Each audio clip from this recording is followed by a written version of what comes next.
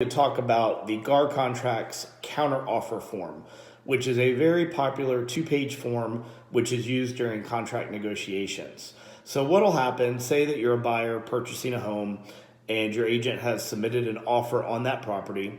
Well, if the seller doesn't agree to your offer, typically their agent will counter back on a two-page counteroffer form, which will list out all of the changes to your initial offer. So it's very important that you have an agent that understands how these forms work.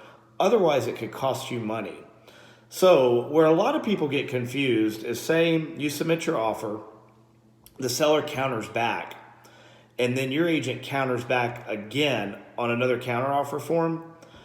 The counteroffer form always reverts back to the original offer, not to other counteroffer forms. So everything that has changed from the original offer always has to be retyped. So what will happen is, say maybe you asked for a 14-day due diligence and the seller countered back at 10. Then your agent counters again and they end up not listing anything. Well, it reverts back to the 14 again, which would be in your favor. But there could be something else where the seller has countered back and agreed to something, but then your agent doesn't retype it in the next counteroffer form, and then it's not going to be valid. Even though they prefer that we use the counteroffer forms, I still think it's best to just do a clean contract at the end because there is a lot of confusion, especially for the lender. I just had an appraisal that was done wrong on a property because the appraiser was looking at the original offer price and not what was on the final counteroffer. So it is a confusing form.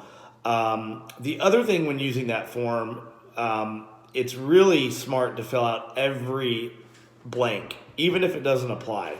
So say that the buyer has asked for $5,000 in closing costs and the seller agrees, they don't have to fill that box out. However, it's a good idea just to fill all the blanks in.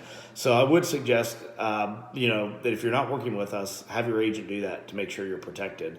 But we are very particular with the counteroffer form. So if you're working with the Salesmore team, you know that you're going to be taken care of, and we're going to make sure that none of your negotiations get missed using that form.